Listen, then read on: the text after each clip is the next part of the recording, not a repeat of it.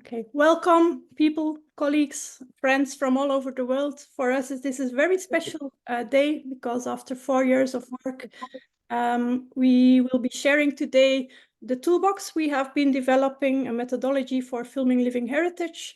Happy that there seems to be so much interest, more than 200 people or even 240 people registered for this webinar, which actually demonstrates that there must be some need for these kind of instruments. This one having been developed in the field, we will be sharing you our experiences and our insights throughout this webinar, the next 2 hours. First, I will quickly run through the program for today. First of all, in a minute, we will be hearing Hilde Schoefs, who will be saying a hello on behalf of the project partners, followed by Lieve de Saedeleer from the Bokrijk Museum that has been coordinating this project. Afterwards, we will have a short first video being screened to be followed by myself introducing the methodology as the way we have developed it, together with colleague Tamara Nikolić Đerić, who has together with us developed the toolkits and the methodology. And after that, you will have. Wat wij plan hebben gemaakt in de termen. Then we will be running through the website itself, the online version of the toolbox by Shana van Hauwermeiren. And then the video maker, Alexander Kerkhof, will be sharing his experiences as a filmmaker using this methodology, after which we will be having 2 pilot cases that share their experiences to work with it. Yes, Shana? Okay, and then we have time for questions and answers. We invite you to have throughout the webinar or throughout this meeting your questions in the chat so that we can have an overview of which kind of questions are coming up. And then in the last 15 minutes, we will have time to exchange about main questions that are coming up and then closing down the meeting. So very happy to see you here, and I pass the word or give the floor to Hilde Schoefs, which is the head of the Bokrijk Museum and also the chair of the European Network of Open Air Museums. Hilde, the floor is yours. Thank you, Jorijn.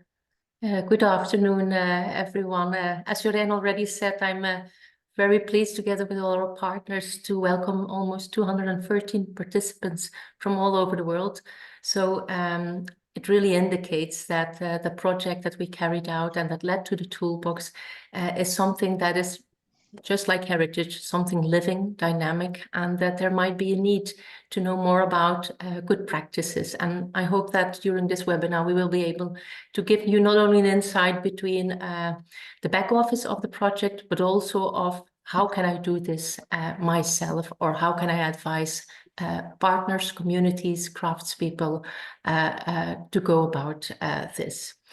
But let's go back a little bit into the past. In 2019, the Flemish Minister for Culture granted Bokrijk Craftsmanship and Heritage 200,000 euros a year between 2020 and 2023 to invest in a project of our own choice, be it on craftership.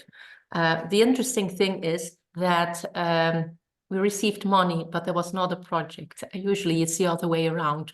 You have an idea for a beautiful project, but you have to look for some money. And this was beautiful, as it gave us and our partners the opportunity to really have a process going on about what do we really want and how do we want to do this. And we took our time to do so. Who is Craftsmanship or Craftership and Heritage? We are the national platform for historical and contemporary craftsmanship in Flanders, and we have a focus on the contemporary use and relevance of historic building techniques. Very important for us, is just as the other NGOs on intangible heritage in Flanders, is that we want to explicitly support the needs of the craft community. So when we had this idea, the idea rose to invest in the audiovisual documentation of crafts, because we decided from the onset that the money should be used to cater to the needs of the craft community. And when we thought about audiovisual documentation of crafts, we really thought about the UNESCO methodology and about identifying, researching, documenting, safeguarding, communicate, transmit. And in recent years, public interest in intangible heritage and concern for the rich diversity of cultural practices and traditions, it has grown substantially. And at the same time, the technological possibilities for audiovisual documentation, they have grown as well. So it was immediately clear for us that we didn't want to go this road alone. And we knew that our concern and our idea was a widespread concern and idea in Flanders as well. So we started exploratory talks with the partners that you see here on the screen in front of you. And they were at that point of time potential partners: the Workshop Intangible Heritage, the Center for Agrarian History, Semper, Etui, Historisch, Parcum, and Faro. And they together formed this interwoven support network for living heritage in Flanders. So the people from Flanders who are present, I don't have to explain this to them, but I can imagine if you are living abroad and you are not familiar with the situation here in Flanders, I think, just as you can see here on the map, that there is a really good network of local heritage workers on a regional level, that they are supported by an ICH, by organizations that are working on the ICH domains. And again, that we are embraced, all of us, by the Workshop Intangible Heritage, but also by Faro as a Flemish Institute for Cultural Heritage. Maybe it's interesting, as you know a little bit more about Bokrijk, Craftership and Heritage, to single out every one of our other partners. The Workshop on Intangible Heritage, they have taken an active role from 2003 already onwards in the field regarding the development of policies and network cooperation around living heritage. They take a role as a cultural broker. They build bridges between the government, institutions, ICH communities and groups, but also civil society and academia. And since 2017, the Workshop on Intangible Heritage has been recognized as the main ICH organization in Flanders. CHE, the Center for Agrarian History, is a center of expertise on agrarian heritage and provides advice as well around the heritage of nature, agriculture, animals, food and drinks. Etui is an expertise cell working around the intangible heritage of engineering, science and industry in Flanders. Parcum is a museum and expertise center on religious art and culture. They provide advice on heritage of different religions and philosophies. Semper is the center in Flanders for music and performing arts heritage, and they support anyone who come into contact with cultural heritage of music, theatre and dance.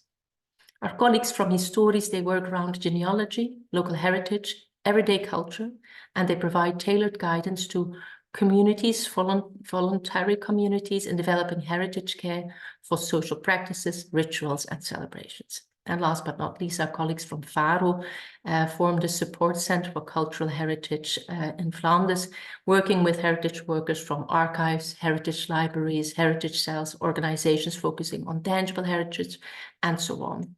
They deliberately bring people and expertise together and put current heritage issues on the agenda, both in an international perspective as well in Flanders.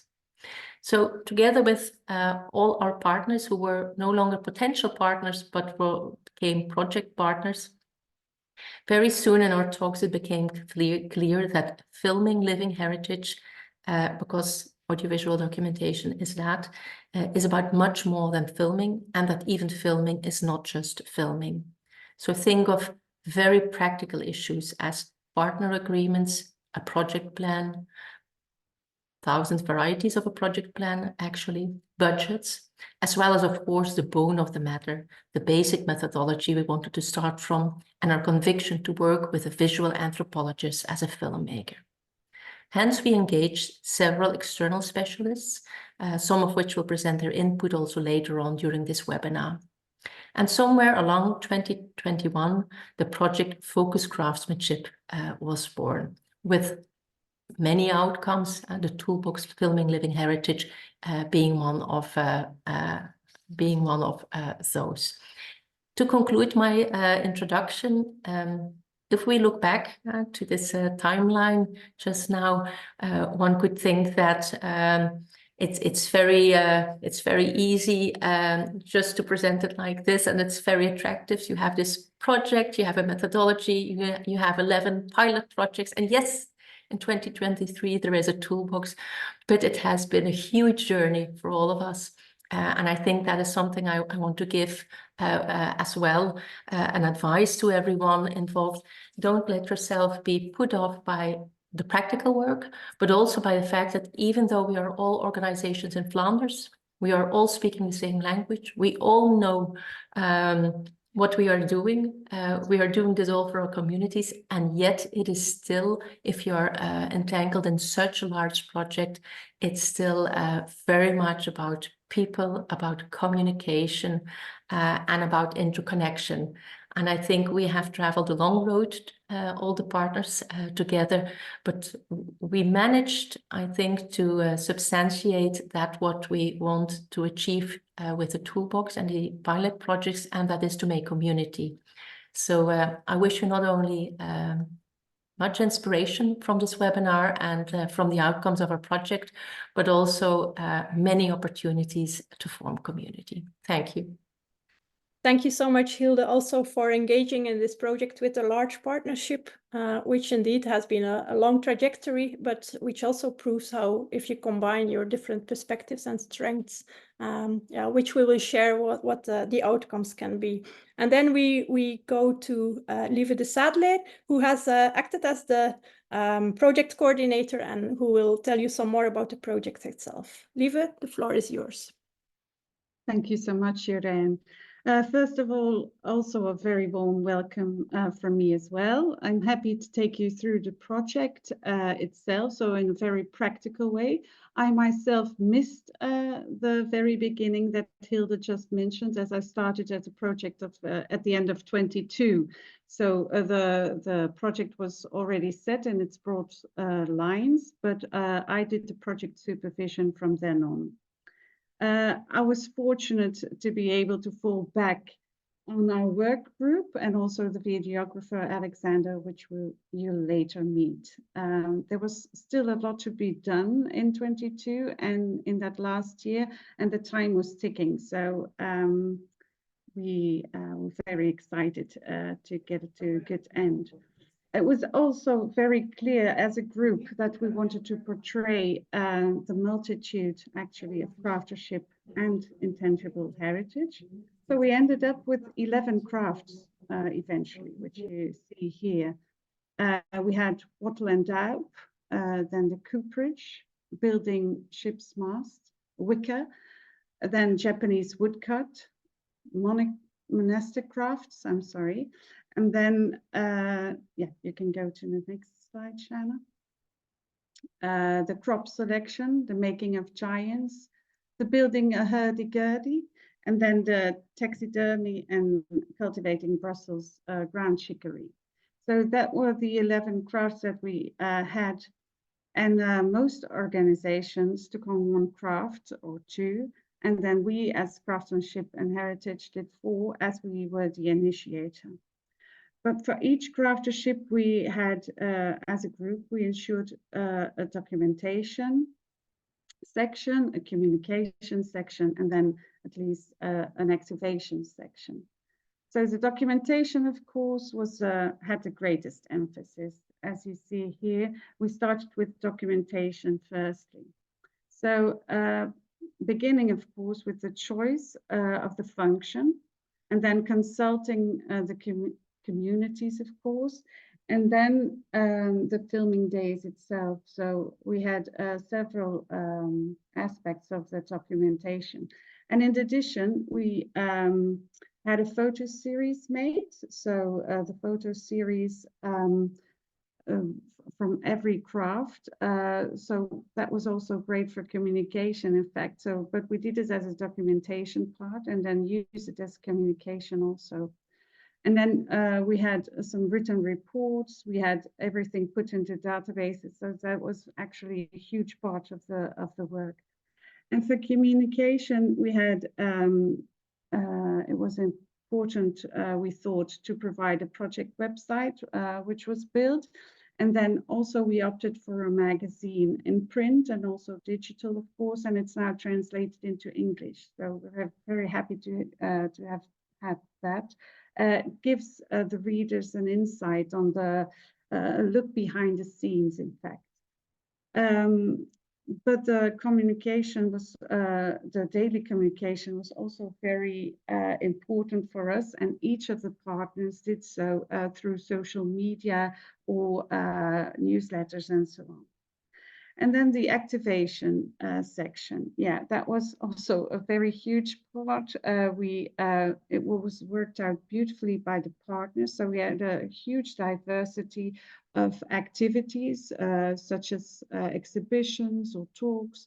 We had a great launch party at the end of the series, which I'll talk to you about later on. But we had film evenings, so it was a great a big part of the work, and also a very beautiful one to see everything come to life. Of course, the development, as you see here, and the structure of the toolbox was also a very big part of the work in the project. So there we were very fortunate to be able to count on our colleagues of the workshop Intangible Heritage, who actually led this piece of work, because everything together was a bit too much. So, because we had similarly, we had a grand final conference in Bokrijk at the end of November, and then we showed every craftership in its beauty and told everyone about it, and presented the Dutch toolbox actually on that day for the first time. It was a great get together of several hundred people. But of course, there were numerous challenges within this huge project, and I'll briefly take you through some of them. Firstly, of course, as we all know, there was COVID, because the project started in 2020, and then, of course, it was locked down, so that was a big problem for filming, of course. And then every craftership has to go step by step, so a certain order is definitely very important. So you, for example, you can't put in the subtitles when you haven't finished your editing, of course. So the editing has to be done first, and then you can put on the subtitles. So that's a very important thing for timing, of course. And then there was also a need for some of our organizations and communities to have had a trailer, and this wasn't foreseen at the beginning of the project. So that actually took up some extra time for the videographer. I'm sorry, Alexander. He put in a lot of work, but luckily we have now the trailers, and these are a little piece of films that we can show on a short time. But you see here some other elements that really affected our timings, such as the obtaining of archival footage, but also our own archive, because you would be surprised at how much material we gathered during this project. As we speak, an ongoing process to put everything in a nice archive. But the most important thing I want to tell you today is, well, actually calculate your time for a project and then just double it. Why, you should ask? Well, it's just a type of project which takes up a lot of time, much more time than a usual project, because you're working with people and with communities, and it requires actually a very personal approach. A tailor-made one even. So every organization is very different. The experience level is very different. Communities aren't always as familiar with these things, so it takes a lot of time to get used to the filming. So my advice would be therefore to create good relationships, but because you spend a lot of time with each other, sometimes weekly or hours and hours. So you have to make good agreements beforehand, I would suggest. and also the legal ones. You should take care of that too. But that will come up later in this presentation. But what you also have to take into account, what you see here is you have communities on the one hand, but sometimes you're going to film with companies, and that's an all other different approach actually. So it makes a huge difference in the collaboration. So you should be careful with that. But anyway, every film project was very, very different, we noticed, and you have to be very flexible. But still, we can give you some broad outlines today, which you will see later on. My advice would be to take enough time and really be flexible and enjoy the journey as you go along. So thank you very much.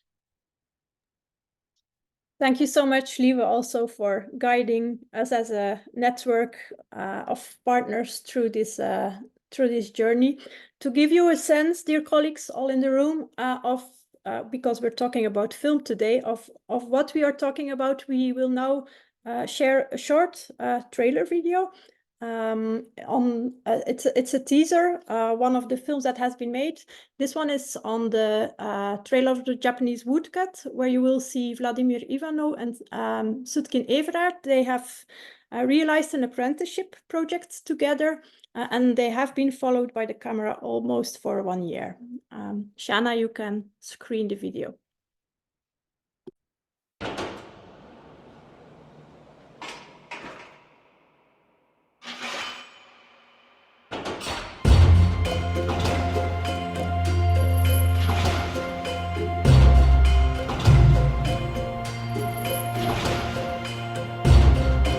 De bibliotheek van mijn vader was er een boek over Japanse prenten. En ik herinner me als kind dat ik daarin keek en dat ik daardoor gefascineerd was. Ik verstond niet hoe dat gemaakt was. Maar dan in mijn opleiding van grafiek zag ik dat dat ook houtsteeds waren. En dat fascineerde mij enorm, van hoe kon uit hetzelfde materiaal waarmee dat de expressionisten werkten of durer werkten, hoe kon in godsnaam een Japanner dit bereiken. Dat is een hele andere taal en ik wil die taal eigenlijk kunnen beheersen. Ik denk ook dat ik voelde dat dat bij mijn eigen werk meer zou aansluiten. Ik hou eigenlijk wel van een techniek dat een heel ritueel vraagt. Dus bij de Japanse moet je eigenlijk de dag voordien al je papier prepareren. Je zorgt dat je zelf eigenlijk in een soort stemming raakt. En ook, je kunt dat niet even voor 5 minuutjes doen. Je bereidt het voor, de dag voordien. Maar je moet ook je verf prepareren, je setting van je tafel. Je hebt eigenlijk ook niks nodig. Je hebt een paar huts nodig, of een mes en een baar, en voor de rest heb je eigenlijk gewoon niks nodig. En dat is wat dat er zo leuk aan is.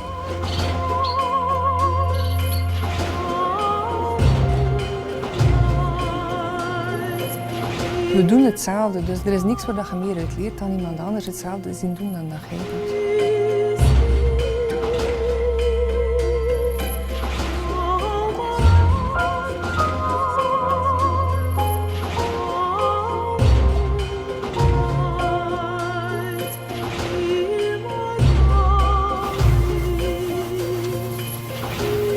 Je moet er wel ferm op wrijven, hè?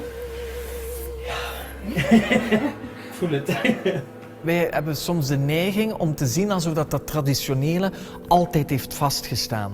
Terwijl dat is nooit een vaststaand iets. Hè. Dat is iets dat altijd evolueert. Denk maar aan Japan ook. In Japan zijn er veel meesters die de traditionele manier van houtsneden nog altijd toepassen, maar die steeds minder gegadigden vinden om het ook op die manier verder te zetten.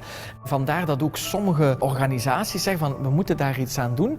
Dus we gaan dat openstellen voor vreemdelingen. Zo ben ik ook naar Japan kunnen gaan. Hè. Juist vanuit die idee van oei, maar we neigen dit te verliezen. Dus we moeten dit opentrekken voor een nieuw publiek. Een publiek dat niet per se in die traditie verder gaat. Maar tegelijkertijd wel zorgt voor een nieuwe impuls om met die traditie iets te gaan doen. En om dat een nieuw leven te geven, een nieuwe interpretatie en zo eigenlijk die traditie voor te gaan zetten.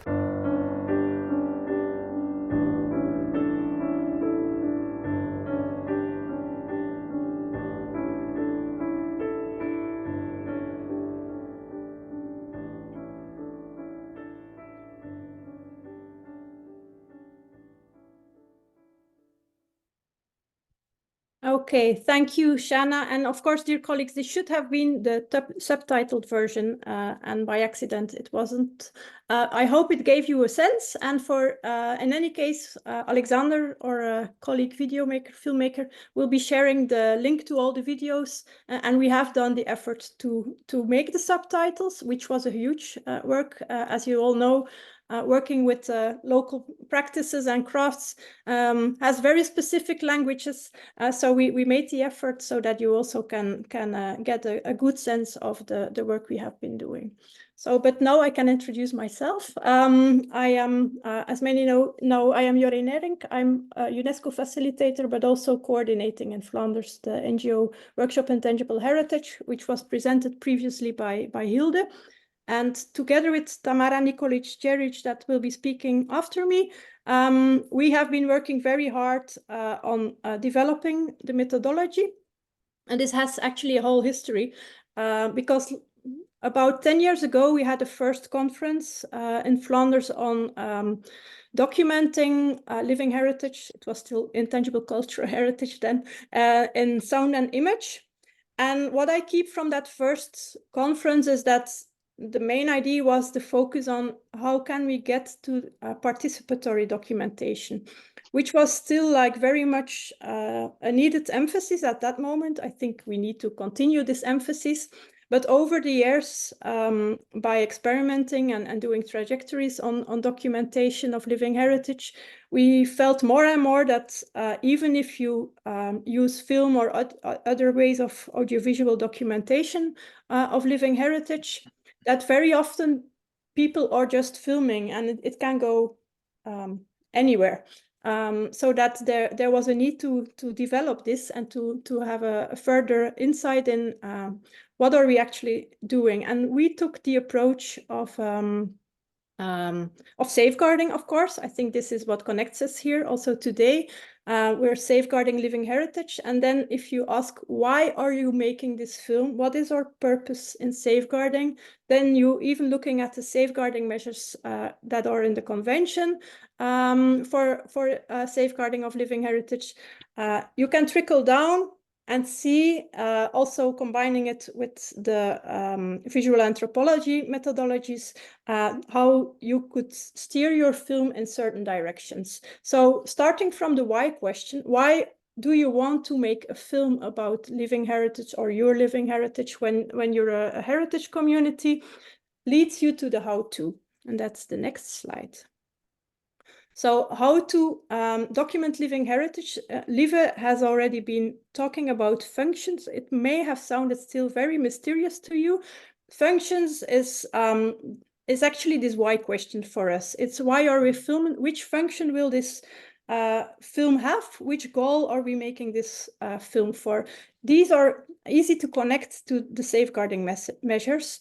And in Flanders, functions is also the title we use for certain tasks that professional heritage organizations or heritage communities are tackling to take care of their heritage. So it's also something in our own language that we are actually often using to talk about safeguarding measures and heritage care measures. So the how-to question then will be connected to the different goals or aims of your film. And then you can go to the next slide.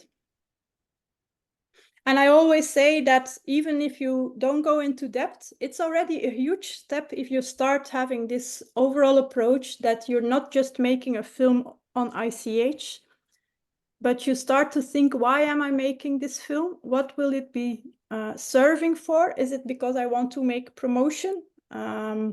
Is it because I want to transmit heritage? It will lead to a totally different approach of the video.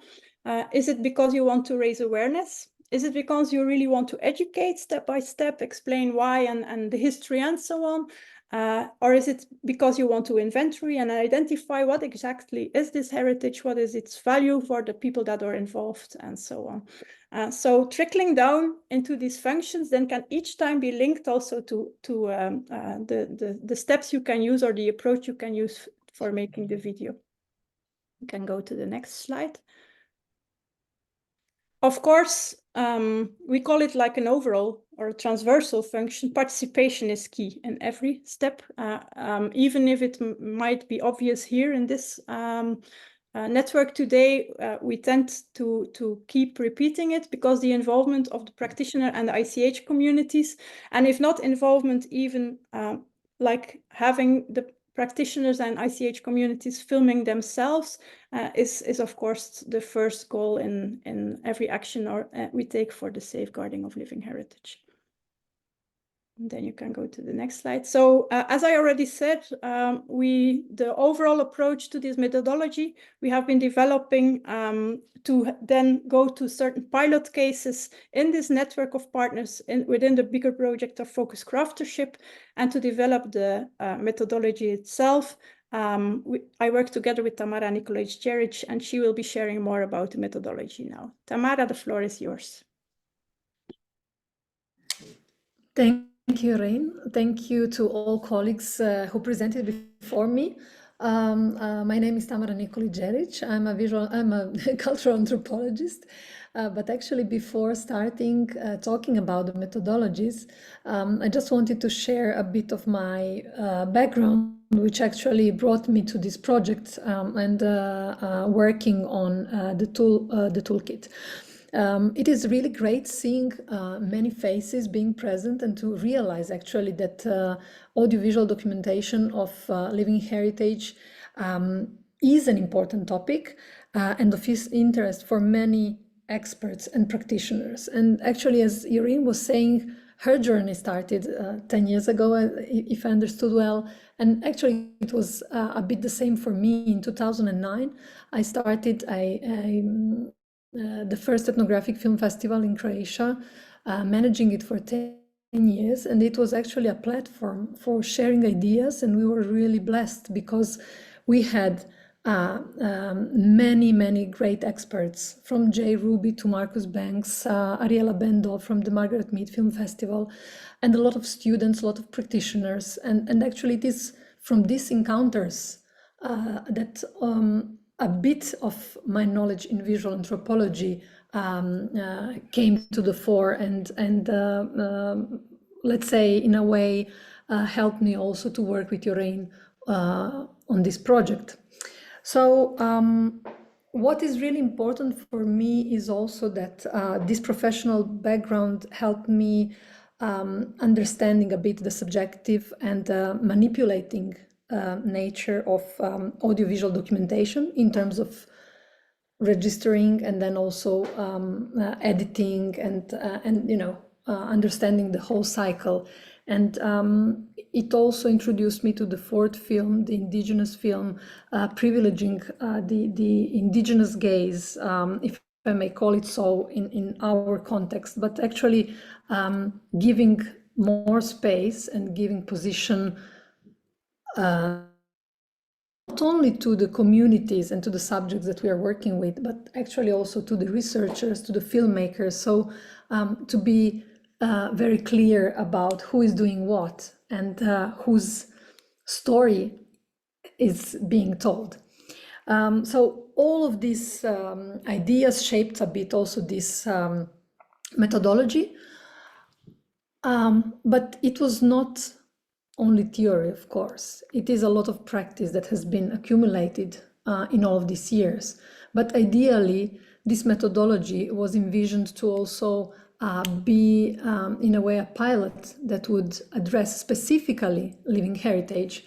And after this project, to see, is it actually possible to film in all these different methods? Because from one side, we have the functions, which were already explained in a way, but for each function we try to find a suitable methodology, filming methodology, which encompasses not only the act of filming or registering, but also all the ethical assumptions that relate to working with communities, sharing of knowledge afterwards, access to the filming materials, to the film materials, and so on. So as we said, we focused on four basic functions. The first one being identification and inventorying, then presentation and communication. Sorry, can we go back just one slide? Sorry. One more. So the first one being identification, inventorying, then presentation and communication, transmission and research. And now we will slowly go into each of these. You will have the chance to, we can go further. You will have the chance to explore one by one these functions and the methods. And today we will just try to briefly see and present and hopefully make you comfortable with this methodology. So first, identification and inventory. I'm sorry, next one. When we talk about inventorying and identification, actually what we somehow want to emphasize is that being aware as a first step of a heritage practice and having systematized information about it is a first step in safeguarding. That's why this is, in a way, the first function that we are presenting today, not that the other ones are less important. Next one, please. Thank you. So what do we actually mean by identification and inventorying? So first of all, we want to identify the cultural heritage to be safeguarding. Then it's recording, and eventually also the systematic organization of the information that we collected. Next one, please. How to do it in a very targeted way. So for the filming method, tackling identification and inventorying, we realized that observational documentary would be a perfect match, let's say. So it is characterized by realism, which implies the representation of a phenomena through film as perceived in reality. Of course, as I said at the very beginning, we are much aware of the manipulative and the very subjective nature of film. So when we talk about realism, we really want to emphasize that it is realism as, something perceived in reality by the filmmaker or the community. Immediacy means direct and instant involvement of a subject. Handheld shots, long takes, little to no voiceover, and no reenactments. Actually, it would mean that you come to the field, or you meet your communities, and just as a first step, you use your camera and try to record what is being there, what you perceive, what you find out there. You have, it is in a way, it offers you the possibility of this immediacy and, as we said, no reenactment, because we know how difficult it is actually to work with communities and to try to have the most natural representation, if we may call it so. So observational documentary would mean that you are somewhere aside, of course, always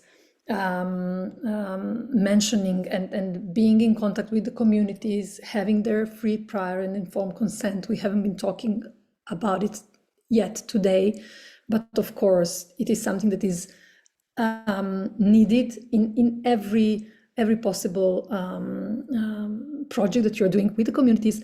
But in this case, in identification inventorying, we are proposing observational documentary as one method. Next slide, please. When we talk about presentation and communication, actually we wanted to somehow combine two functions which might very often be totally different depending on the context. Still, it is a way of presenting and communicating cultural heritage, and you will see these two functions, which are raising awareness and education. So it could have been two functions, but for the sake of making this toolkit as accessible and as possible and understandable as possible, we thought that, putting these two together, but still having different methods would fit this purpose. Next slide, please. When we talk about the raising awareness, we proposed more creative and experimental methods. So trying to work with non-linear narrative, different filming, for example, out of focus, asynchronous sound, and diverse editing techniques, rapid, slow motion. So just to play a bit and to offer your practitioners or yourself this possibility.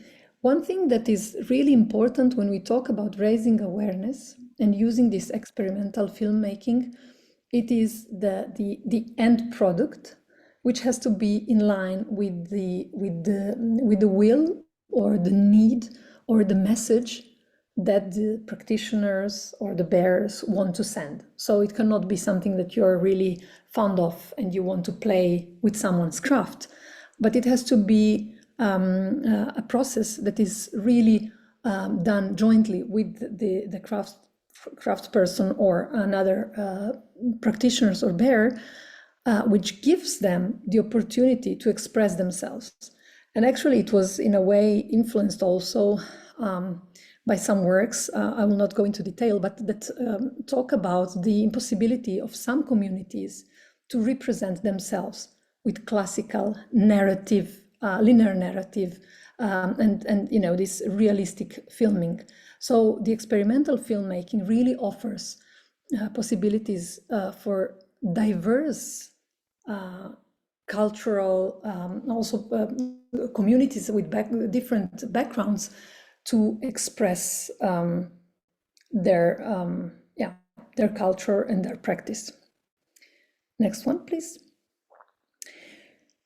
When we talk about education, next slide, please, we have a more focused approach.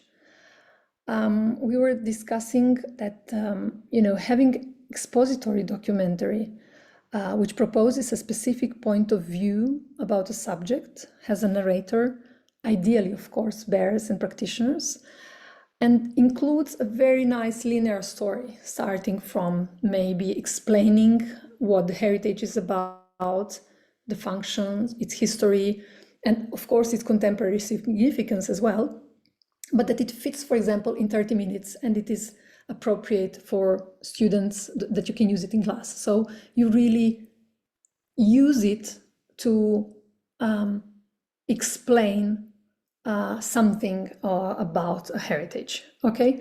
So expository documentary was proposed for education. Next slide. Thank you. And actually, I have to say that most of the practitioners and bearers, not only in this project, but in general, in my experience, really tended to have an expository documentary because we are used to it. It is how our brains work. We see it on TV, we see the documentary film, and it is somehow, you know, our brains are set to expect something like that. But then, if we think about, okay, what did I actually learn from the documentary which I just saw on TV? And you understand that you just understood some really basic principles, which is great if we want to educate someone. But if we want to transmit a craft, we really have to have hours and hours of filming material. We have to be really, we have to think about each detail. And as this quote here says, being at the heart of all safeguarding measures, because if we don't transmit a knowledge or a practice, it vanishes with the bearer. So transmission is still the most challenging one, because you actually have to teach someone how to do a practice and how to do it with film. So also here we tried, and it is the most challenging one, but still, as Jorijn was also saying, we are really encouraging all of you also to think about and to really try to implement participatory filming, because it allows practitioners to represent themselves to their fullest, because people can film their own reality. It is very challenging because very often they use their hands. So, you know, the position of the camera is very much challenging. And maybe the result of this film won't be as beautiful as the one that we just saw. But on the other hand, it will allow a level of intimacy of the craftsperson, allowing him or her to talk directly to the camera, to express the different feelings or the sounds that, for example, an instrument has to have this specific tone in this specific moment. So all this tacit knowledge can somehow be conveyed through participatory filmmaking. If your practitioners are not trained in audiovisual documentation, of course, this type of methodology, actually involves training of practitioners and other people's involved to be able to use the camera. So if you decide to go on this, to work with this methodology, be aware that actually you will have to maybe also train people on how to use the camera, but also be there for them if they realize they cannot do it by themselves, which was also the case in this project. But fortunately, we had a beautiful person, not only a filmmaker, who will be presenting later on, which is really important, as I think Lieve was also saying, this, or Hilde, this interconnection, the relationships between people, and especially the filmmaker and the practitioners, is really, really important, especially in transmission. Next slide, please. Finally, the fourth function and the fourth method relates to research. And again, someone would say, okay, yes, I will just make a film. But every research initiative needs to be directed by clear research questions. We have to be somehow aware, visual anthropologists never received the same status as anthropologists writing their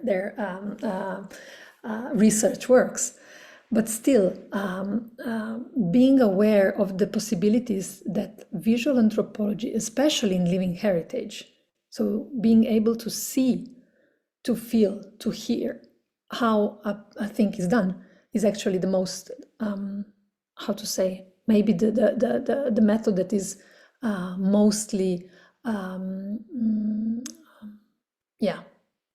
made for living heritage.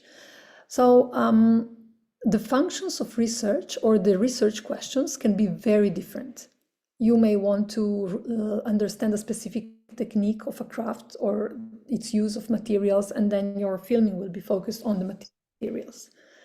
Maybe you would like to analyze and interpret different aspects of a specific craft. For example, very specific historical data. Maybe you want to focus on dimensions that are of interest to safeguarding living heritage in general, like modes of transmission or ways of drawing up inventories or doing an inventory. So all of this, or rights of communities. So all of these very specific questions can be targeted through film. And I think that we really had a nice pilot also in this project, which actually demonstrated the importance also of research with audiovisual technologies, which allowed comparison between, for example, different or similar practices.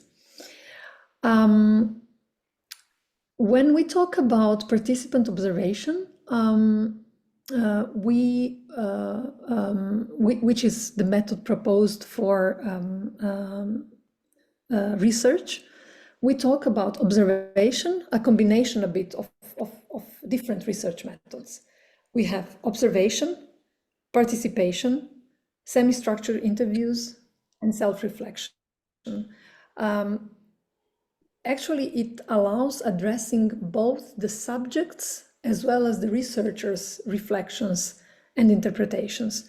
And the participant observation filming method really gives a lot to not only living heritage as such, to the research of living heritage, but also to a broader humanistic approaches in documenting living heritage. I think this is all from my side. I would like to also, of course, invite you to explore the toolkit, which will now be presented by Shana, and hopefully to receive some feedback from you if you will be able to experiment with us with these methods. Thank you. Thank you so much, Tamara, for your very instructive presentation of the basic principles of the methodology and how we have tried to link it to film. We will see later on how the experience was by the people who have tried already, if it works. But of course, as we often do in our projects, we want to share the things. Actually, we're all facing similar challenges and projects all over the world. And as a learning network, we try to share what we are learning. But it's good on the one hand to write like a methodology as we have done, but then to share it, it's not that easy because we're talking about visual materials. And Shana has been crucial because she has really taken the lead together with Lieve to put all of this into a very handy, useful website that we hope that will facilitate all of you to try as well these and to experiment with these methodologies. Before we go to Shana, I just want to say one more thing about indeed the participation dimension, which I already briefly touched upon, but there is one dimension of the toolbox that we will continue to develop, and that was also actually very challenging for us. Lieve already referred to it. It's like the dimension of you're working together with the museum, with the heritage facilitator, with the community, with a filmmaker, with a crafts practitioner, and then you have this film, and there's all kinds of copyright regulations out there. You have museum collections which have their own rules and regulations. And you have sensitivities with practitioners about, for example, sacred or secret knowledge that they do or do not want to share, and so on. So there's so many issues coming up, and there's not a one-suits-all solution. So we have started already to come up with some main principles, thoughts, also the history of, for example, intellectual property, dimensions, and so on. We have been trying to make sample forms, consent forms, contracts we used ourselves or we molded ourselves for the project, but then it seems that every situation is different. So what we will be doing is to further develop this part of the website. The project team has now also the support of Harriet Deacon, who is in the room, and of Monica Botta-Moyson, legal experts that will be helping us to develop further these aspects of the toolkit. And there's also a survey, so if you at some point want to test it, please fill the survey, share your needs or your concerns, so we can also learn from your experience and maybe even have a chat at some point to further elaborate this part of the toolbox. So, but now I'm happy to give the floor to Shana, who will show you briefly what the toolbox is like online. Shana, the floor is yours. Thank you, Jorijn. Hello, everyone. I'm going to show you the way through the online toolbox Filming Living Heritage. Well, as said before, this toolbox is a guide on how to document craftership and living heritage practices through different functions and goals of film. It's a result of our shared experiences using the methodology together with heritage professionals, heritage practitioners, and of course also filmmakers. The toolbox itself is in the first place aimed at heritage professionals and cultural mediators as initial users. But we do hope that this toolbox and all of its content will trickle down to a general and more broader audience, and that other interested users can also use it then afterwards and give us feedback. Of course, especially to heritage practitioners and videographers, which our following testimonies will surely attest to. But what does this toolbox do? What does this have to offer? This toolbox offers toolkits, practical tools, and documents, together with first-hand experiences and practical video examples. The site is designed to guide you through various approaches and to help you decide on how you want to get started with filming, for example. There are questionnaires, there are filters, and further reading materials for those who want to take a real deep dive into the subject, as Jorijn just mentioned. Here you can see some of them that are already on there. When you've made your choice regarding the goal and function of your film, you can use one of the accompanied toolkits that we made for each safeguarding function. A toolkit is comprised of the explanation of the function itself. It is also full of the recommended filmmaking method, the videographer's recommendations throughout the entire production process, as you can see here, and of course the inspiring case studies conducted through the Focus Craftership project. I've made a little bit of a screen recording here. This is how a toolkit looks like online. As you will see once you've gone through the website, you'll see that the toolkits are full of useful tips and tricks, kind of building blocks. There are downloadables, cross-references, and also video examples. We want people to use this toolbox. We want them to use the site. We want it to be shared. That's why we've made the toolbox out of these building blocks. If you want to share some part of the toolkit or one of the toolkits, then you can click on the link. Here you can see the symbol. All the different parts of a toolkit have such a link, so it's really easy. You want to get hands-on, then you can download the toolkit as a practical field booklet. Here we go.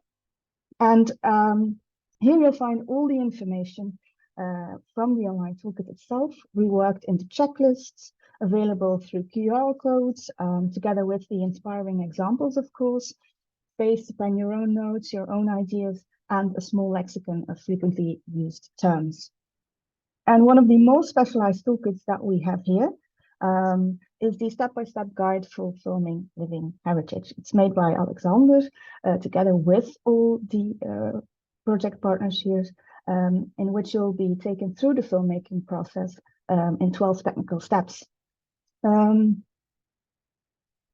Here you can see what I mean by this.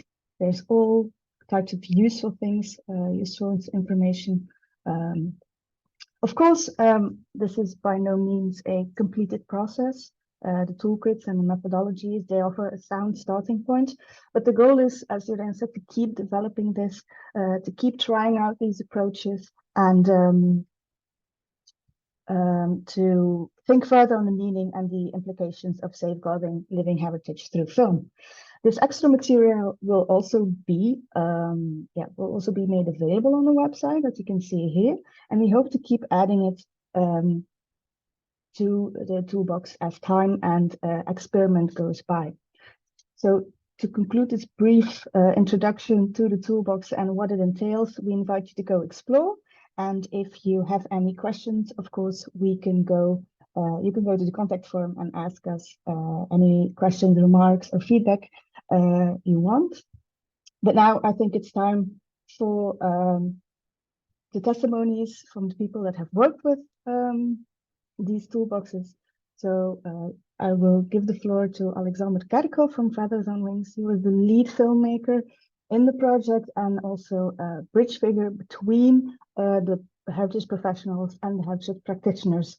And he, of course, helped us develop the methodology with all his practical knowledge. Alexander, the floor is yours. Hi, hello. Hi, Shana, and thank you for that great introduction. It's a pleasure to be here with all of you. For me, it's been, as for everyone, a long journey and a very interesting one. I started in the end of November in 2021, and probably I still have some editing to do, so it will end probably next month for me, this trajectory. So there are a lot of experiences, and today I really wanted to show you really hands-on testimonies of things we encountered. And I thought the best way to do this in a practical way is to make a video about this. So I made a video for you to, with all the information of some of the experiences I had on each function. And yeah, I think this will be the most clearest way to illustrate and yeah, some of the testimonies I have for you and for the experiences. Shana, you can press the play button. The filming began with the 4 functions and the working method from the methodology. We had 9 different case studies, so we had 1 or more for each function. In total, we produced 43 productions, good for almost 28 hours of edited material. So for the first function, identification and inventorying, the methodology prescribes observational documentary filmmaking. This involves realism, immediacy, handheld shots, long takes, no voiceover and no reenactments. So it's really about capturing reality. We had 1 case study to test this out, and these were the monastic crafts. So here you see raw material from our first location, the host bakery at the Tongerlo Abbey. Here you see Alec, the baker, at work. We filmed long takes between 10 and 25 minutes, and there was a professional heritage worker with me to ask questions. Now take a good look at this location.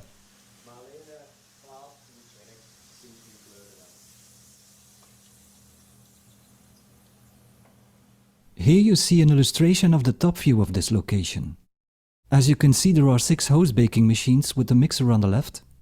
On the other side there's the sink, the trash and the humidifier. In between is the work area for Alec. Now the challenge with this location was that Alec works on the 6 machines at the same time. This meant that there is no place in his work area where I could stand with a camera for a long time. I would soon be in the way, resulting in chaotic filmed material, so that was not an option. The only possible camera positions for long takes were on the sides of the room. I filmed this with an 18 to 35mm zoom lens, which gives wide to medium overview shots. Nonetheless, it was possible to go into the work area and do some close-up shots, but not for long takes. This illustrates that being informed about the location is essential when you work with this function. The location can be challenging, and the best way to deal with this is to visit the location in advance while the work is being done. Bring your camera and do some tests and see how everything works. For this inventorying function, making long takes and having a good view on the process is enough. My challenge here was that I knew that I would have to make an edit to present this case study, so it was important for me to think about this while filming. Here you see another location from the monastic crafts case study. This is the Postel Abbey, where they make cheese. Here we filmed Vespers in the evening, which is part of the Liturgy of the Hours, one of the 7 daily moments of prayer. What I want to share here is that we asked permission to film this up close in the choir when we first visited the location, and this was months before this 2-day filming moment. They would discuss it and we would be informed. We got the permission, and so here you see me filming on the first day in the choir. The next day we were told that it was too intrusive for some of the monks, and they did not appreciate this. This illustrates that despite making good arrangements in advance, and having permission does not mean that it's a good idea. I learned that I needed to be more careful on this, and that a camera can be intimidating for monastic communities.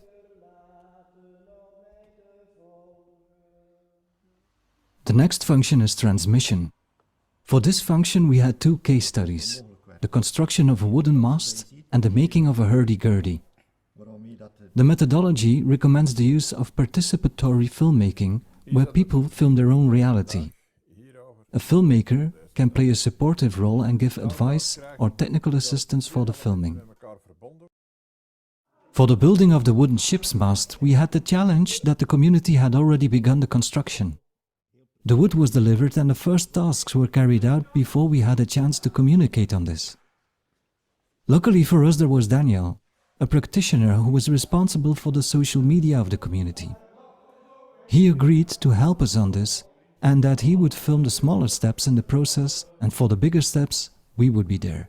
This worked, but it needed guidance in the beginning. After explaining that we needed variety and longer shots, the footage became perfectly usable.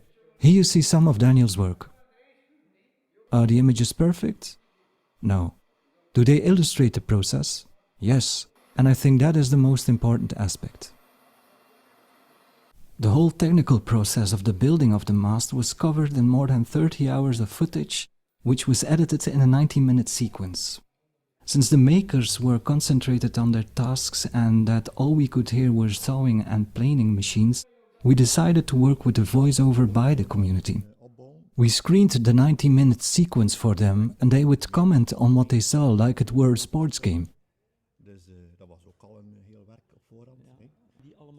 At a certain moment, the filming process got in the way of the construction. There were a lot of repetitive tasks involved and they wanted to work faster and felt restricted by the weekly filming moment. So we agreed that Daniel would film in between. We made new arrangements and let the practitioners set the filming schedule according to their making process. Besides the participatory aspect, we had another challenge here. In the first meeting we had, they expressed the need for the output of our work to be recruiting for new and younger members. They wanted to show their passion for the heritage, their dynamic and creative side, but also the friendship and camaraderie that lives in their community. This is something completely different than documenting the technical process of the construction of the mast. We decided to anticipate on this and plan extra filming days. When the mast was ready, it would be mounted on the ship. There would be an inauguration, and there would be sailing at sea for the first time with a new mast. These were the perfect moments to capture these different aspects. Combined with interviews, we managed to make an extra edit that answered their additional need and also covered a condensed overview of the whole construction process of the mast. Here you can see an excerpt of the result. De scheepsbouwerij in Vlaanderen is natuurlijk zeer sterk achteruit gegaan. Het is een loonlast die zeer hoog is. De meeste schepen of jachten dan worden in het buitenland gemaakt. Dan nog liever dan nog in de lage loonlanden. We hebben ook geen geschiedenis van die megajachten zoals ze in Nederland hebben. Of in Frankrijk van die kleinere werven waar dat ook de passie er ook in zit. In Vlaanderen is dat weg. Ik denk dat er geen meer zijn die het op een commerciële basis doen. Bij de werkboten dan, ik denk dan aan loodsboten, reddingsboten, sleepboten allemaal, is het ook allemaal verdwenen. Enkel nog de herstellingen, dat gebeurt wel nog. In houtbouw is het natuurlijk al langer weg, maar wordt een beetje in stand gehouden door verenigingen zoals hier, de Schutte. Er zijn ook andere VZW's, maar de Schutte is een belangrijke vereniging die toch de bouw van de boten, het onderhoud, het varen ermee van de houten schepen. En het is wel leuk dat die mensen ook die passie kunnen doorbrengen. Want het gaat niet alleen over technieken. Je hebt het technisch aspect, maar daarnaast heb je ook nog de passie. Je moet dat wel leuk vinden, zo'n houten schip. Je moet dat tof vinden, dat ruikt naar een beetje teer. Dat de verf, dat je daar onderhoud aan hebt. Het draait echt om die passie. En als ze die passie kunnen overbrengen, dan springt de rest op de kar van de mensen. Dan krijg je een groep mensen die ongelooflijke dingen doet. En er is daar misschien een klein beetje steun nodig van input die komt van hen, van een feestje doen of van een klein beetje subsidie. En dat klein beetje ondersteuning resulteert natuurlijk in een veelvoud van winst voor heel de gemeenschap. En ik denk dat dat wel belangrijk is voor de kennis van de houten scheepsbouw, van het planken van het schip, het zagen van de spantjes. En het is echt een kennis, het is een volledige afzonderlijke stijl. Dat kan je niet vergelijken met schrijnwerkerij, niet vergelijken met polyesterbouw. Het is echt een volledige stijl die in feite aan het verdwijnen is. Our second case for the transmission function is the making of a hurdy-gurdy. For 14 months we followed the making process and produced a tutorial-style video series of 25 chapters, good for more than 21 hours of edited material. The challenge here with the methodology was that the builder is one individual, Mark Reemen, who could not film himself while working because of the complexity. So we would help him with this. Luckily for us, Mark is a good educator. He was a teacher and is a director of stage plays. So he is able to explain himself and the process very well. This meant that he didn't need any written preparation or other assistance to help him what to say. He is comfortable in front of the camera and speaks in a natural way. This was a big advantage that saved us time. Another challenge with this case study was the location. Here you see a picture of Mark's workshop taken with a wide-angle lens. Firstly, the light conditions are not optimal for filming during multiple hours in the day and over different seasons. We solved this by mounting 3 LED panels on the ceiling. Secondly, the space is small and it's not possible to film him from the front because of the window. So for the camera positions, the only free or open side to film him was on his left.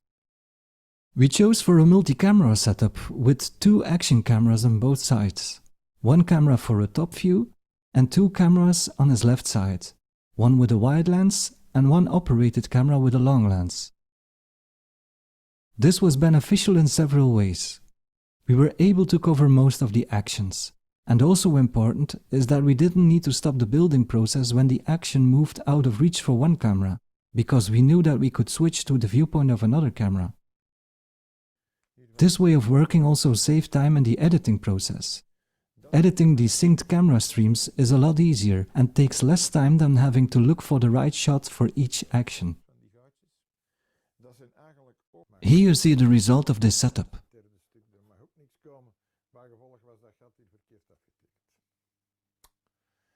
Here I had to switch to this view because I had to reframe the camera with the long lens to this view.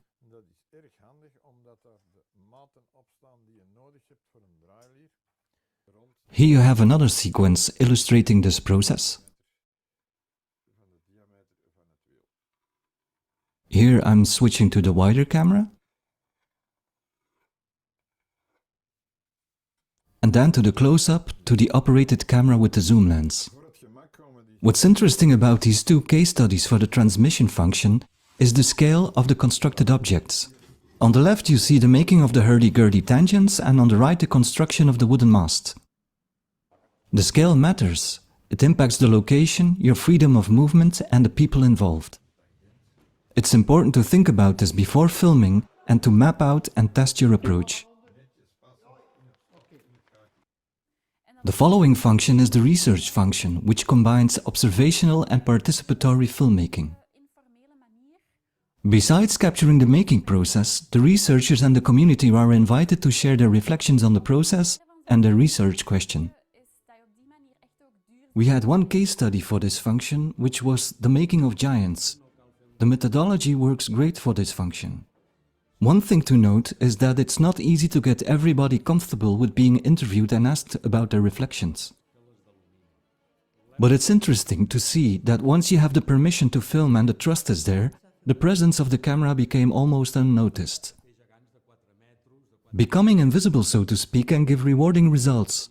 Here you have an interesting quote on this from Jorijn, who is one of the makers.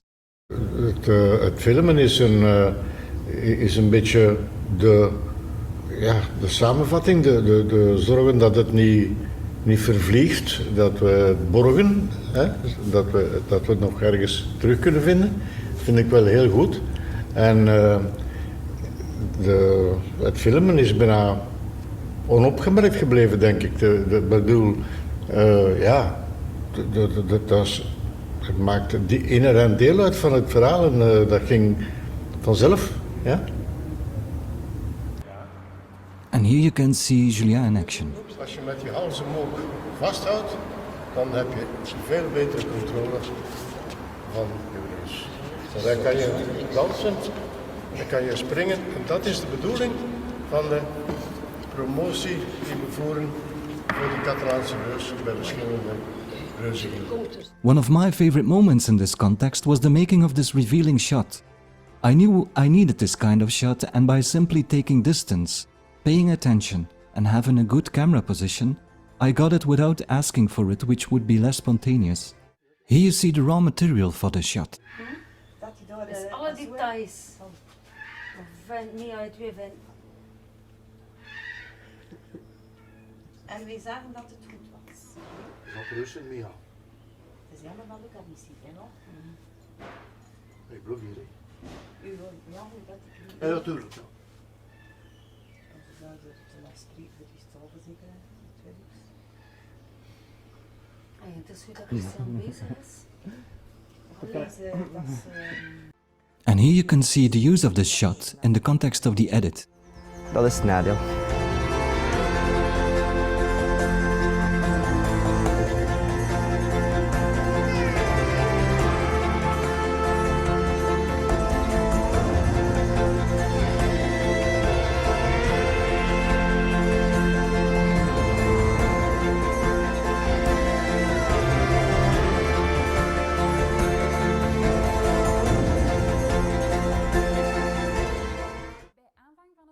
During the filming of the case studies, and especially with this function, I worked in close collaboration with professional heritage workers and mediators. This is something I highly recommend. If you are part of a community or an external filmmaker or videographer, then working with these professionals is helpful in many ways. They know the sensitivities of the communities and have expert knowledge on the craft. This collaboration acts as a guide in all aspects of the filming process. It also establishes the necessary bond of trust between all parties more quickly. Awareness raising as part of presentation and communication is the next function. This involves creative and experimental filmmaking, and we had 3 case studies for this function: cooperage, the Japanese woodcut, and crop selection. I found this a difficult function because of several factors. As with all the case studies in this project, everything we did is and was expected to be in close collaboration with the communities. This means that the community from their side needs to agree and feel comfortable with the way everything is handled. A creative or experimental approach requires engagement and willingness to do the extra thinking work together. I found discussing a creative approach difficult. Experimental development in these case studies was even harder. In most cases, there were also expected use cases for these productions when finished, and they did not allow very well for an experimental approach. Take for example the case study on crop selection. We worked with farmers and farmer propagators over a long period of time. And one thing they all had in common was shortage of time. Secondly, most of them had no real specific thoughts on this way of working. To be creative or experimental about this, you need discussion on how to work with image and sound. This was difficult and did not work very well. So from my side, I decided to work with 2 key rules. 1, every shot of a crop that we would bring on screen would be stylized. And 2, all actions of the farmers would be filmed on a gimbal, which gives stabilized and controlled motion for the camera. But even this was difficult. Both rules take time to set up, which made them impractical. The time constraints we had to work with didn't allow it.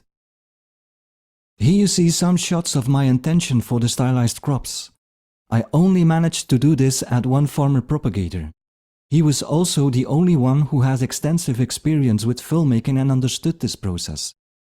So from this experience I would advise to be sure to be able to have a discussion together and agreement on the direction of the use of image and sound. And most of all, to make sure to have enough time to bring this in practice. The last function is education. Here the methodology implies the use of expository documentary, with a narrator who explains different aspects of a craft. We had 2 case studies for this function: Brussels ground chicory and wickerwork. Finding the right person in the community to take on the role as a narrator is one of the most challenging aspects of this function. The person should be comfortable about explaining the craft and taking the role as an educator. This does not suit everybody. For the case study of the Brussels ground chicory, we worked with 3 farmers. Because their activity has a commercial aspect to it and we didn't want to favor anyone, we chose to give them all an equal part of the explaining. This worked good, but it was clear that not all were comfortable speaking in front of the camera in certain situations. We solved this by involving other members where we could. For wickerwork, we worked with Jani, who took the role as a narrator very naturally. Her work is grounded in the tradition of the craft, but with great openness to contemporary design and working methods. This made her a perfect match, since our goal was to bring attention to both these aspects among others. This was a brief overview of some of my experiences of working with the methodology. It works really well in practice, and it will give you a head start when you're planning on documenting a craft or other living heritage. Every situation will be different, so take into account that you need to work with it and adapt the information to your situation. Thank you.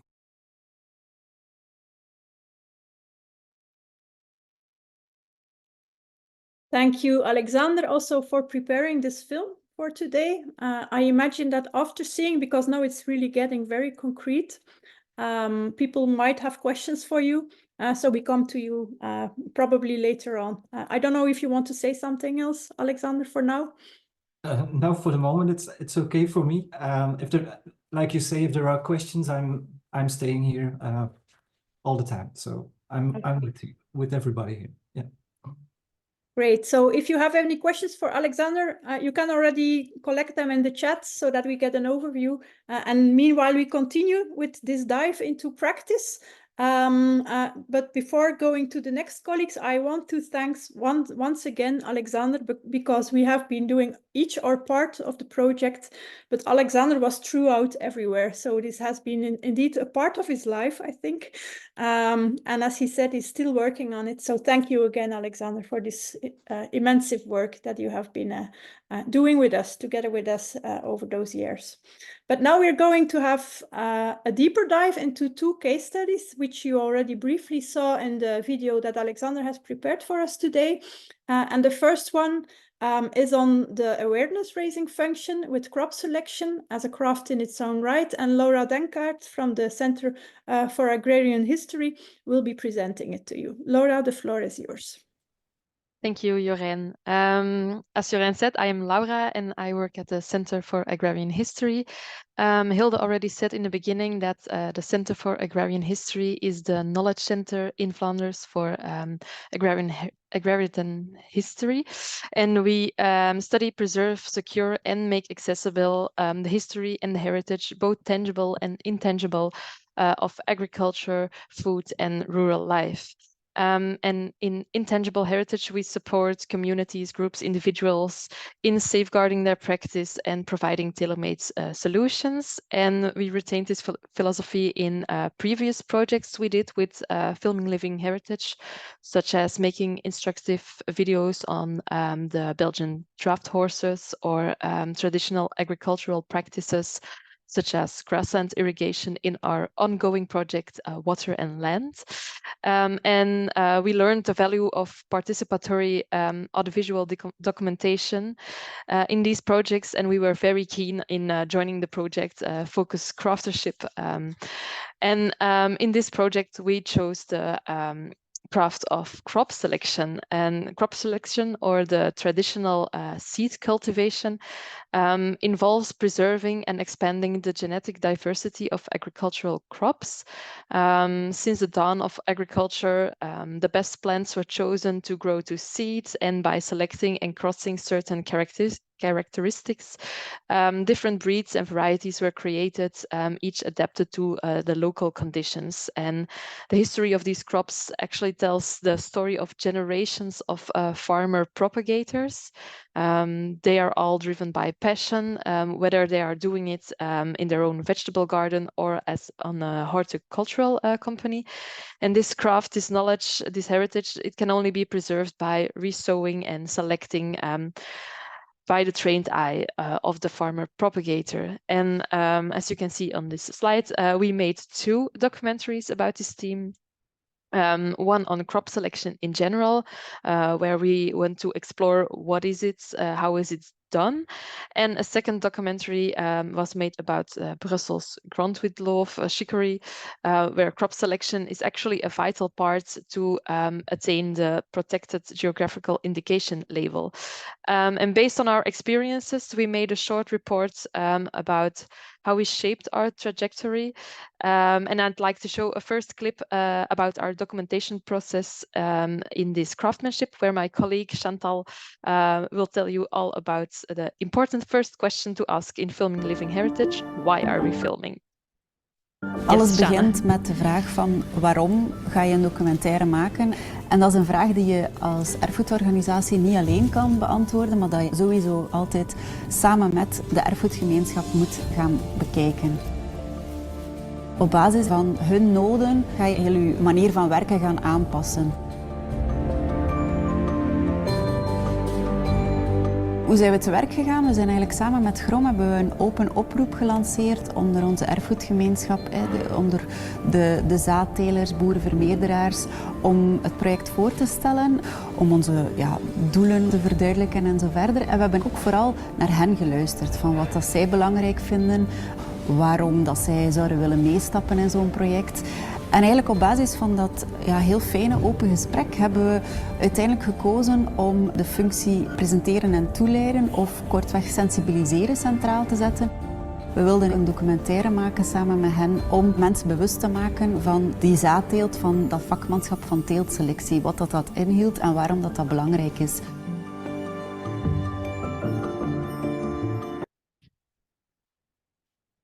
All right.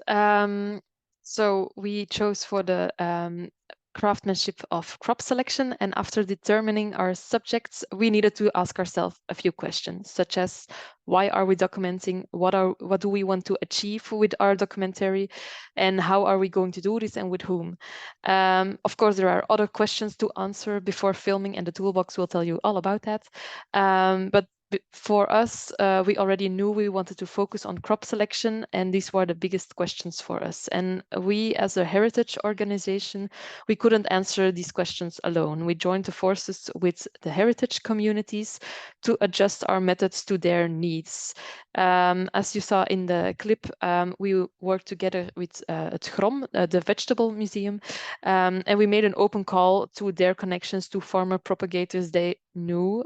We told them about their project and asked if anyone was willing to be part of it. And then we had a group discussion with them on what we should focus on while making this documentary on crop selection. And based on their concerns about the disappearing of the craftsmanship, we chose to make our documentary in the function of presenting and communicating, both awareness raising as education, as shown in Alexander's presentation. And then we made a filming plan together with the heritage communities, carefully laying out each step in the year-round cultivation of the crops. And this way, we could show people that the cultivation of their vegetables takes a lot of work, and that crop selection sometimes even involves 2 growing seasons from seed to seed again. So preparation is key. And Julie will tell you more about that in the next presentation. But when we got started, we had the motto flexibility is required, especially in the case of agricultural practices. These practices follow the rhythm of nature and seasons. So in that way, you have a fixed filming schedule, but at the same time, these practices are very weather dependent. A week of warm and steady weather could speed up the timing, or like it's been now, a lot of rain can slow down the timing. And the biggest lesson we learned to cope with that was make appointments that were subject to change, that were provisional, and switching last minutes if necessary. It is important to roll with the communities, groups, individuals, and with their timing and their planning. And this resulted sometimes in rescheduling 3 to 4 times in a row, or receiving a phone call to come filming that very same day. That makes it difficult because you have your own planning too, but you can't do it without these heritage communities, so collaboration is very necessary. And we'd like to show you a second clip about this co-production and about inspiration. Met CAG proberen wij altijd in partnerschappen samen te werken, omdat we vinden van ieder kan zijn eigen expertise, achtergrond binnenbrengen en samen staan we sterker. Dus we proberen dat doorheen heel de werking en zeker ook hier. Sowieso samenwerken met de erfgoedgemeenschap is cruciaal, maar ook met partners zoals het GROM is in dit geval niet meer dan logisch voor ons als CAG en is ook een meerwaarde in het maken van de documentaires, in het zoeken van de geschikte mensen. Voor ons was het heel boeiend om te zien hoe die documentaires stap voor stap vorm krijgen en hoe dat ook echt in combinatie gebeurt met de videast en de inhoudelijke expertise. Dus ook het voorbereiden van de interviews en dan de locatiebezoeken en de gesprekken met de mensen. Ik denk dat we daar ook heel veel uit geleerd hebben. Voor ons is het zeker geen eindpunt. We willen heel hard verder aan de slag met deze methodologie, met de toolbox ook. En we willen vooral heel veel anderen gaan inspireren en motiveren om hetzelfde te doen. All right, you also got a view about the beautiful images Alexander made for us. But as Chantal said in the clip, we chose for the function of awareness raising and education, and this doesn't stop with the last day of filming or video editing. The aftercare is equally important, or maybe even more important.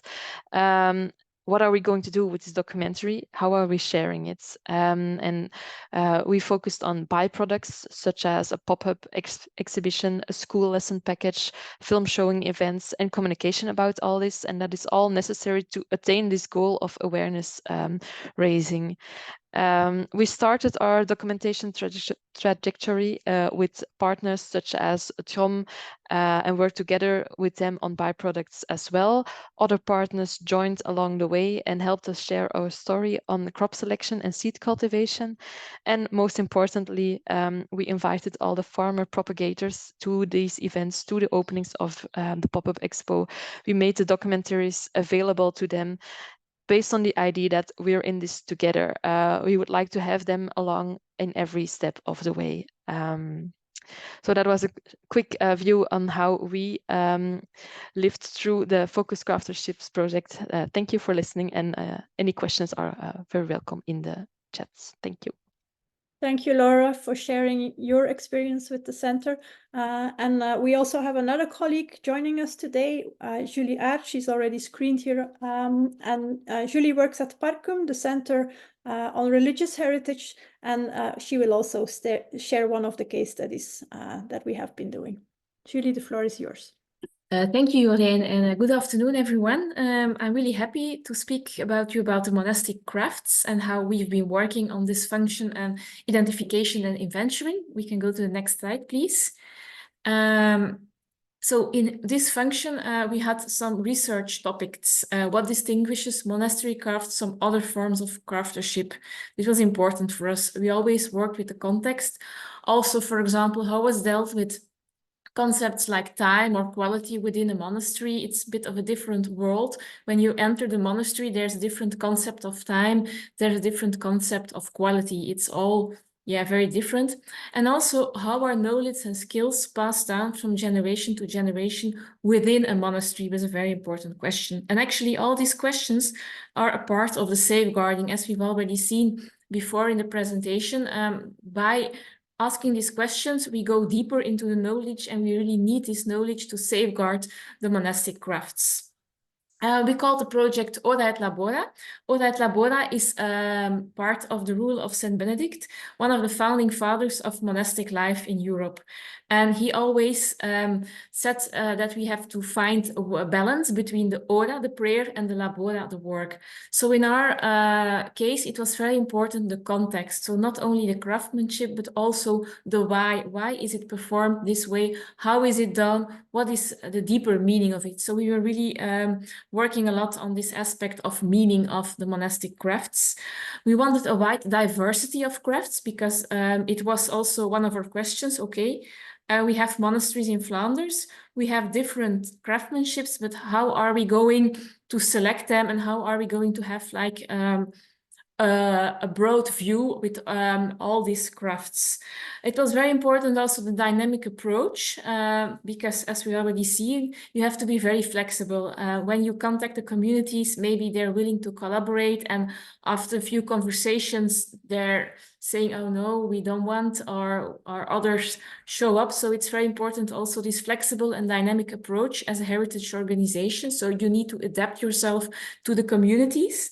And in our project, we also thought a lot about the connection with contemporary themes like the sustainability, slowing down, stillness, all things that are very important in the monastery. So actually, we wanted not only to document the craftsmanship, but also the spirit of the place. And as a Parkim, we work for intangible heritage, but also tangible heritage, buildings, objects. So we wanted to have this broad overview, this like helicopter view.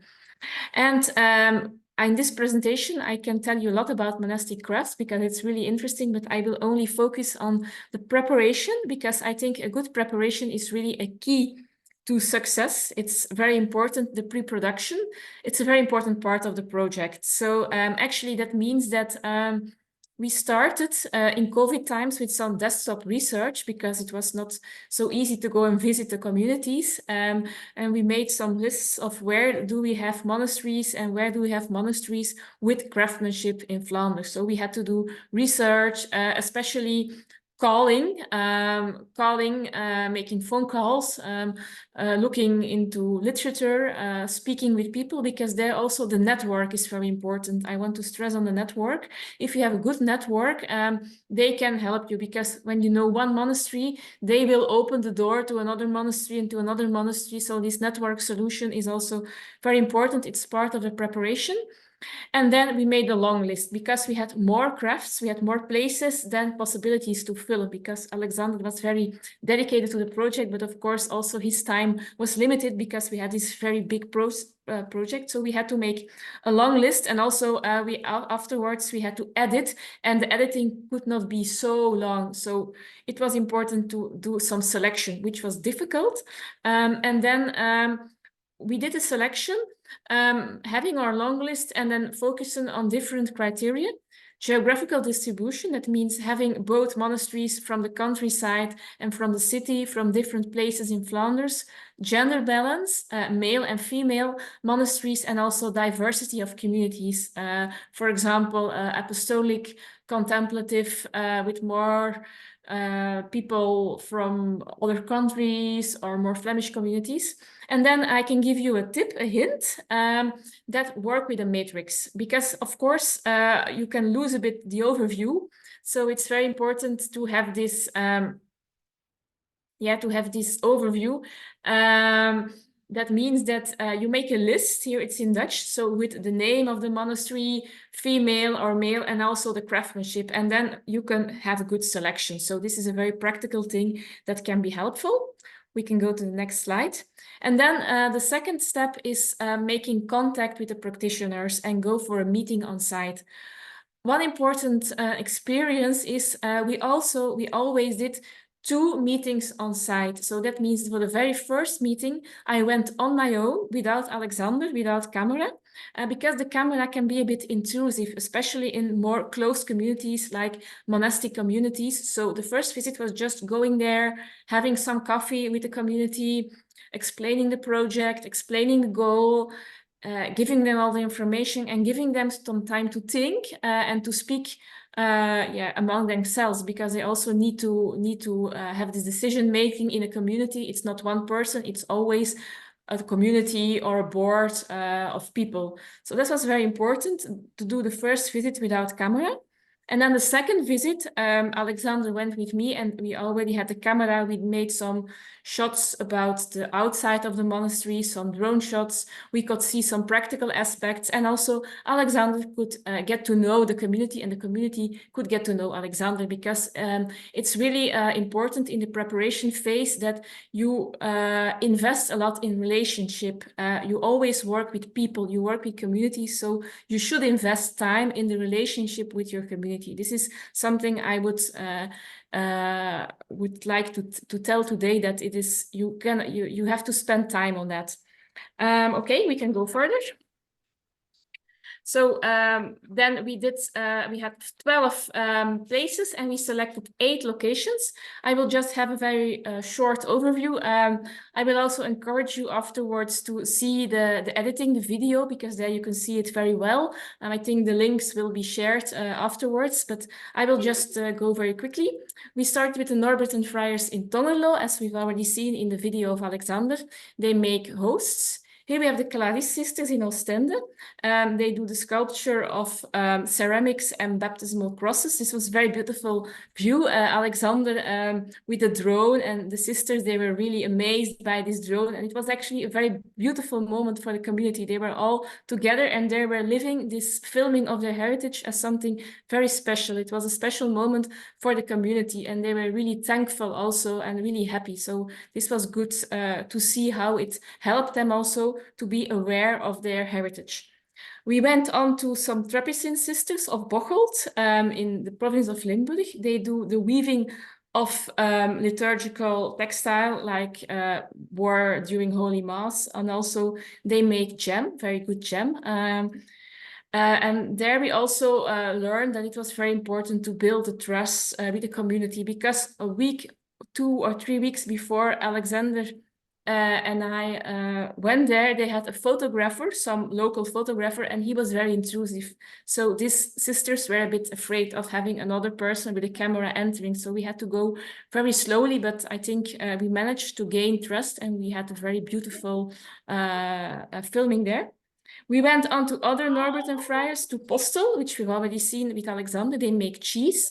And there also, yeah, it was very important to adapt ourselves to the community because, for example, they have a very strict schedule because they have prayer times. And when they have their prayer time, they stop with their craftsmanship. So you cannot say, oh, we have to film a bit more or we still need some time. No, you really need to adapt to the schedule. So that was also a very important lesson for us to learn, like know very well the schedule. This is part of the preparation, make kind of a timetable and ask information. At what time do you have your meal? At what time do you pray? And then adapt yourself to the schedule. So don't go there without knowing the schedule of the monastic community because it will not work. Afterwards, we went to the Benedictine Sisters of Loppen, who painted icons as a kind of a meditative activity. And also there, yes, it was very important for us to have a good timekeeping because we were filming, but we also know that they were going to pray Vespers at a certain time. And in the meantime, we had to film some of the icons. So for us, the timekeeping was really important and sometimes it was challenging. And I also think that preparation there is important because if you know a bit before what you're going to film, it can be more easy. But at the same time, you have to be flexible. And this flexibility is also something we've seen at the Carmelite Sisters of Vilvoorde. This is the oldest inhabited Carmel at the world, so it's quite important. And also there we had this diversity aspect. We have some Filipino sisters reinforcing the community, making wax sculptures, doing bookbinding and painting. And also there it's a very close community, so we were really happy to come. We had a good preparation, but at the moment it was still not so easy to film because yeah, they didn't want us to film praying time because they said praying for us it's always during the day, but afterwards they were not so happy that we didn't pray the filming. So even when you have a good preparation, you need this flexible adaptation at the moment. Also the material Alexander used was not so much as at other locations because we didn't know how it was going to be, so this was a bit of a surprise. And then we went to other Trapezian sisters in Brecht who make soap. There we had the luck to film the last prayer of the day. It's completen. And also the vigil in the morning, very early. They start at 4 or at 4:30. So also our working day started very early that day, but it was a very beautiful moment. And it was also very helpful to us to have this context because we did not only the making of the soap, but we know that for them it goes together, the craftsmanship and the prayer. And we could have this very good, this idea in the filming. And we ended with the Norbert and Friars of Averbode, Abbey also here in Flanders, where they make bread and also beer. And there we could also see this dynamic approach, because it was actually all the craftsmanship was transferred to lay people. It was overviewed by some friars, but the friars, they were not directly involved in the craftsmanship. So it was important for us to see about the safeguarding, that the craftsmanship was still safeguarded, though it were not always friars involved. And we also had the filming of the Vespers afterwards, where we also had to adapt a lot and be very, very flexible. Also there, the preparation was very important, making the schedule, knowing very well what craftsmanship, what time of the day, where will be also very things to have to take into account in the preparation. For example, where will you park the car with all your filming materials? So maybe you can make a little map of the place where you can go, or at least explaining with the person you're working with how everything is going to be, because it will be very helpful once you do the filming. I will finish with some lesson learned. Yeah, I think we've already heard it today, and it's very important. Always put the heritage communities at first. You work with them, you work for them. Their needs are very important. You have the Clarice sisters, and I think this is, the image is telling everything. You really do it because of the community. You want to help them. You don't want to put your own project in front, but you need to take this this building of trust, and it takes time. So you have to invest. You have to have a lot of coffee and tea with your communities before you can actually start the filming process. And also the filming process created heritage awareness among our communities. And I think this was also very important, because sometimes they think, we don't have heritage because they're not aware of it. So it was also a very nice process for the community. And yeah, it's also about meaning. This intangible heritage is kind of a carrier of meaning, and it was very, very helpful. So yes, I will really encourage you to go to your communities and to tell their story, because it will be a very nice and beautiful experience. Thank you for your attention. Thank you, Julie. And I think the presentations make very clear that the notion of time is ever present in everything that we have done. And now we have 10 more minutes for the questions and answers. There have already come up 2 questions in the chat. Let's first have a look at those. But if anyone else wants to ask or exchange some thoughts, please be welcome. A first question was by Manka Filak. Sorry if I don't pronounce it well. Having a question regarding the music. Did the decision to put music in the background of the videos result out of participatory approach or out of creative solutions in editing? I think maybe first we can go to Alexander. Yes, okay. I think that is a great question. It depends on the function that you're working with. But in some case studies, it was difficult because, like with the wooden mast building, we had there 2 questions. One was the technical process, the transmission function, which was documenting the building, the mast building, very long takes, a very long process. We have an edit of 1 hour on that, and there is no music on it. There is the approach that we don't use music on the transmission function normally. But there was a second question from that community to make something, to make an edit that is, as you saw, that is more showing the camaraderie and to attract new members to that community. And there we chose for specific for music in the editing, because it would take you as a viewer completely more emotional into their story, and that works much better in that way with music. But like with the hurdy-gurdy making, which is also the transmission function, there we have hours and hours of material. We don't put music under it. We have it's important there to have a clear view and without distraction of music. You don't want to have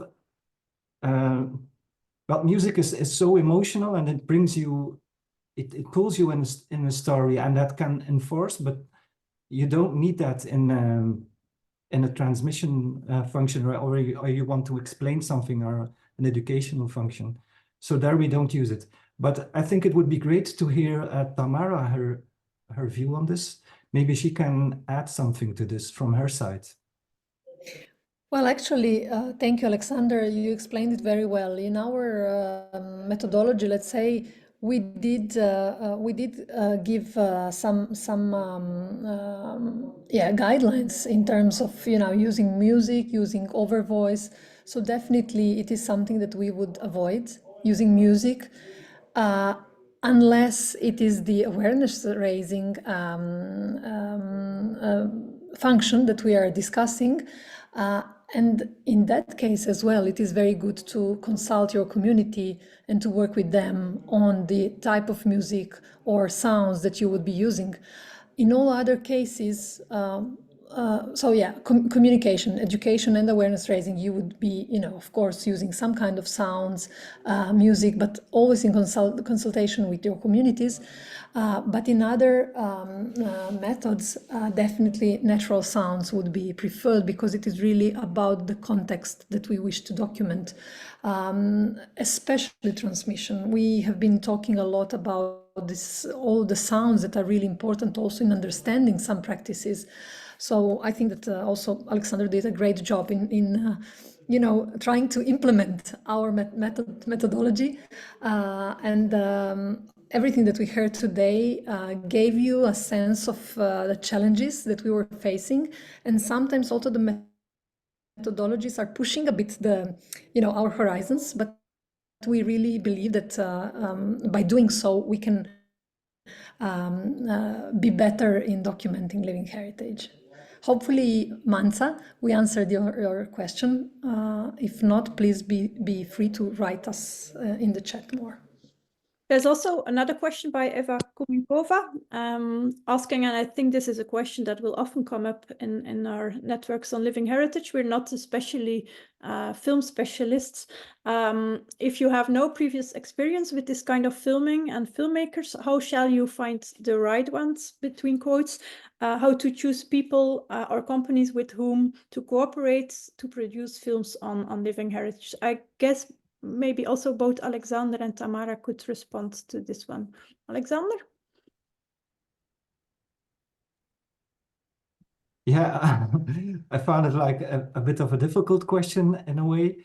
I think it's very it's a good idea to start maybe with your with a heritage organization that you can reach out to, and to hear if they have a network of people where they work with. Because I work in different contexts, and like in a commercial context, you work with people who are like more of directors, and who will very easily, for whom it is very difficult to switch to this methodology approach, where you cannot tell everybody what to do, or to go into to have the right approach for this kind of filmmaking. So I think it does need some people who are aware for that, who are sensitive to this, who take time to delve into this material and to bring this in practice. But on where to find them, I really think you should start with a network of heritage workers, where you reach out to them, and they will probably can guide you to some people.